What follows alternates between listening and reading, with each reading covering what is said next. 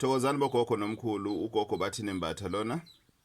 Namhlanje ngani zakwethu ngifuna siqhubeke ngeseries yethu ethi Ukuphahla. Namhlanje ngani zakwethu enikubona lana phambi kwenu I must have combo lena. And lena it's one combo that involves ukuphahla kwabantu abanemimoya noma abanobizo and ukuthetha idlozi for umuntu osuke ekhuluma idlozi lasekhaya. Ngani zakwethu angizukujula in terms of colors because we're still going to have another series whereby we're talking about the different colors and the meanings of them. Because of one of the listeners have requested that we talk about the different colors and the meanings of those different colors. Lapha ngithi mina kunina ngani zakwethu this is a combo that includes ikhandlela eli yellow, ikhandlela eli blue, isnefu esimnyama noma isnefu esigayiwe ekhaya, impepho ejwayelekile nomentshisi obviously. Le combo lena ngane kwethu it brings both abase komalume nabasekhaya kini. And le combo lena ngani zakwethu another interesting part of it ukuthi it can work without isnef, it can work without impepho. Sometimes you are staying in the flat or you staying with people, you the only thing that you have is your own room and everything, so you cannot be seen now sushi impepho. Not that you are ashamed of your calling and everything, but towards that environment it's no longer conducive for other roommates or your flatmates. So ngani zakwethu this is a must have combo. This combo it's very interesting in a sense that it's one combo that it's very powerful and it goes a long way uma uphahla. As I've said earlier, it brings together abasekhakini nabasekhaya komalume. Ukhuluma kuyo le combo ubacele ila ucela khona kule combo lena ukuthi nina basekhaya komama nani basekhaya kithi ngicela nihlangane, impilo yami ayikho right, angisazi fanele ngenze njani, umsebenzi angutholi, izinto ezifana nalezo. But there's one thing that guys you need to be aware of.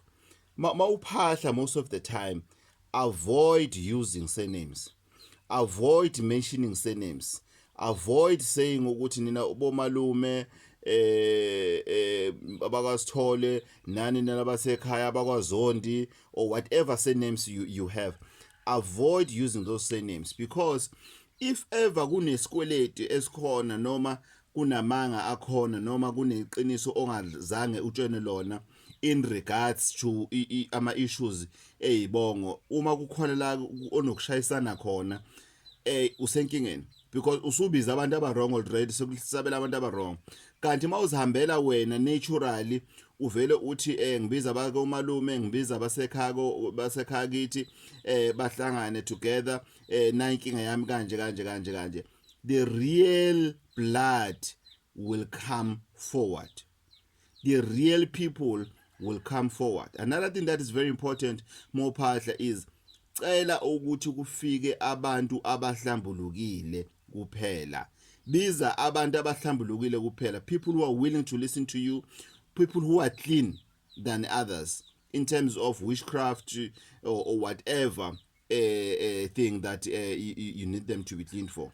So it's very important ganza ukuthi don't mention a surname uma uphahla. Another thing that is very important uma uphahla ngani zakwethu ukuthi mawuzophahla, as I've said, you prepare. You don't wake up and say namhlanje ngiyaphahla. No, you prepare. You can wake up and uphahla, but your mind and your soul must go together. You need to think about it. You kufanele ujule ngesimo sedlozi ukuthi namhlanje ngiyokhuluma nabantu abadala, namhlanje ngiyokhuluma nabantu abangiphethe, namhlanje ngiyokhuluma nedlozi lala ekhaya in terms of uma kuthiwa uthetha idlozi lasekhaya. So these things guys, we mustn't take them for granted. We mustn't take them as if it's a small nyana thing uzofika laphana nje ngishisa impepho ngikhulume nabo ngibachayele ukuthi hey man man emajida bhekani lana man izinto ziyangibhedela la ngikhona man sacela lokho no ukuphahla lokho sikhuluma ngakho uyazotha uma uzophahla and uma uzophahla awuvuke umuntu nesifazane noma uvuke endodeni uhambe uyophahla no you don't do that guys mawuzophahla uphahla uhlambulukile mawuzophahla uya ukuyophahla ulindile even if can be just 3 days at least guys before uyophahla you must go there clean another best way uma uzohamba uyophahla ngani zakwethu you need to be empty on your stomach awuphahli isisu sigcwala uphuthu ne pizza bese uyahamba uyophahla and everything no mawuzophahla obviously kuphahlwa kahle ekseni because the reason kuphahlwa ekseni is because abakini they are still together basasekhaya we're going to talk about the life of the ancestors where they are. There is another series coming that will say the life of the ancestors. But for now, I'm saying, mawuzophahla uphahla ekseni awuvuki udle mawuzophahla ngani zakwethu a previous day ugcina ukudla ngo6 so that by the time uphahla ekseni ngabo 5-6 uphahla on the empty stomach awuphahli kusasemnyama uphahla sekukhanya uphahla on the empty stomach mawuthi decide ukuphahla ebusuku lokuphahla lokho okunye sisazokhuluma ngakho manje njoba ngizothi okunye ukuphahla ukuphahla kwengilozi zasebusuku noma ingilozi yokukholwa lokuphahla lokho okuphahla ngo12 la ufika ukhuleke khona qala bese ushisa impepho ukukhuluma nabakini nakho lokho kuyasebenza kodwa nakho lokho kukudinga ukuthi at least gcina ukudla ngo6 wazi ukuthi by the time uyophahla laphana isisu asigcwelanga ukudla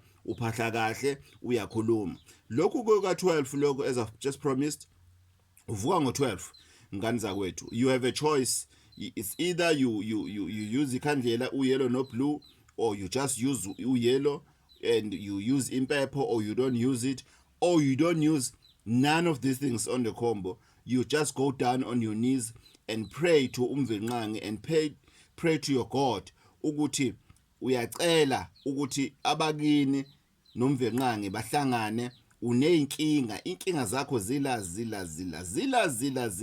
you mention everything because that is a time ngo12 lapho umvelqangi khona ehlangene nabakini bahlezi njena baba nezingxoxo just to discuss the previous day and the next day that series ngizojula ngayo futhi uma sesingene kulokhuzana ukuthi the life of the ancestors kodwa okwamanje ngani zakwethu your homework please get this combo to make sure ukuthi when you go uyophahla uyalinda at least 3 days you avoid sex at least for 3 days before you go into this process yokuphahla and even if uma uthiwa ushisa impepho ngani zakwethu lento esiyenziwa manje ukuthi umuntu avele asukume phezulu komuntu esifazane ehamba ushisa impepho it's wrong ngoba laphana uya ungahlambulukile ukuphahla kudinga ukuthi uhlambuluke.